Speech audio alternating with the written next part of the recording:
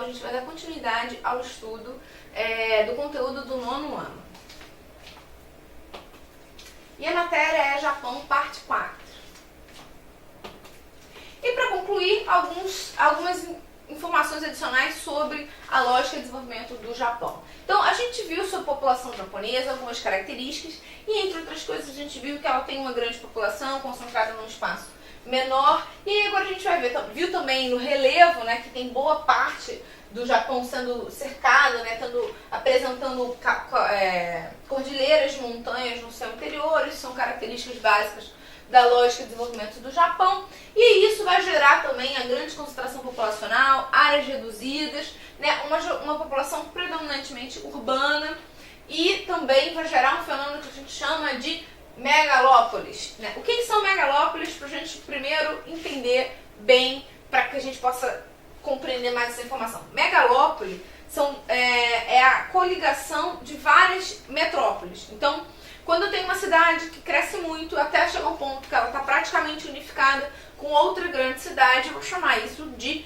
megalópole. Então, Boston, Nova York e Washington são grandes cidades muito extensas que vão se ligar entre uma e outra com dificuldade de você diferenciar uma cidade da outra. Nesse caso, eu tenho aí uma megalópole. Rio-São Paulo. Bom, isso não é um consenso. Algumas pessoas acham que vai ser um dia uma megalópole, mas a verdade é que eu tenho um grande espaço entre elas duas, né? Eu não tenho áreas urbanas, eu não tenho uma grande continuidade, eu não tenho uma grande ligação entre elas. Então, isso também acaba sendo uma característica de não ser uma megalópole. Já no Japão, eu tenho aí uma série de grandes cidades que estão ligadas, essa área aqui mais vermelha, distribuída entre eles, são umas áreas quase contínuas de uma grande região metropolitana, e a gente vai chamar isso de Tokaido, né, que é uma megalópole do Japão. Então, essa lógica para dar... Por que é importante a gente saber disso? Porque a gente consegue ter claro quanto o Japão é urbanizado, industrial, voltado para a produção de produtos de alta tecnologia, e quanto ele não é um país rural e voltado para grandes produções. Então você vê que a população fica bem concentrada. E a grande concentração de população, por exemplo, vai gerar aquelas características deles tentarem dar um problema, tentar solucionar a falta de espaço, por exemplo, criando hotéis verticais, criando cemitérios verticais, né, para tentar suprir a falta de espaço. A região metropolitana de Tóquio, que inclui a capital, de fato, né, de Tóquio, e várias prefeituras adjacentes, é a maior área metropolitana do mundo, com mais de 30 milhões de habitantes, tá? Formando aqui essa união de Tóquio e vários, a Tokaido, né? Como a gente viu, a grande megalópole japonesa. Quando a gente estuda urbana, entre outras coisas, a gente estuda a existência de megalópolis. E uma das grandes megalópolis do mundo estudadas, além da Sansan, que fica nos Estados Unidos, além da Boswash, que a gente já falou, que fica nos Estados Unidos, é a Tokaido, né, que é uma grande região metropolitana, na verdade uma grande megalópole. Então essa é uma característica da população japonesa que acaba vivendo de forma urbanizada.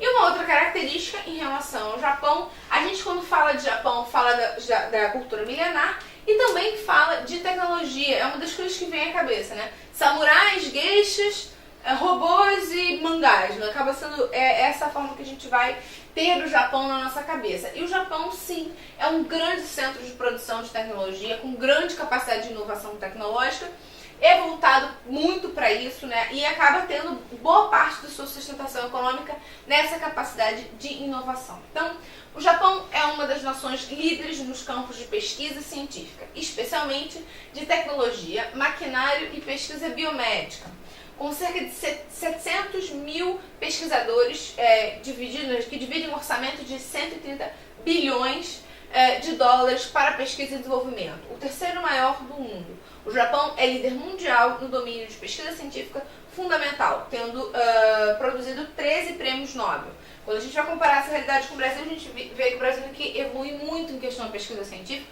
A gente tem um grande atraso ainda nessa situação, E isso coloca o Japão com certeza na dianteira, porque no mundo, na organização econômica que a gente tem, na realidade atualmente, o fato de você ter um grande desenvolvimento econômico, um grande desenvolvimento tecnológico principalmente, coloca os países na frente, possibilitando a maior produção de dinheiro, né? Uma produção maior. Lembra quando a gente vê a nova divisão econômica mundial, a nova ordem mundial, a nova DIT?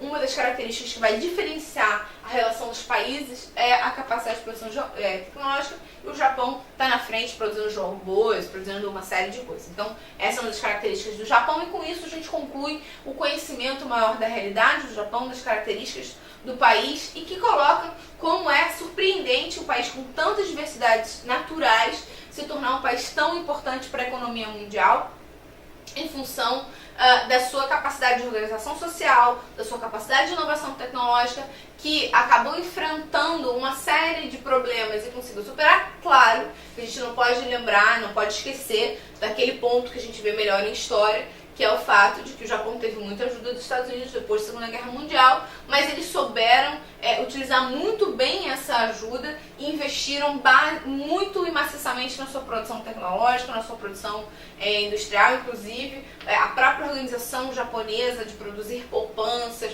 de não gastar muito, de acumular, ajuda bastante também as reservas do país. Então é uma grande unidade, é muito clara essa relação de unidade social, de união social e de inovação, que são características típicas do Japão. Bom, eu espero que tenha ficado claro. Tchau!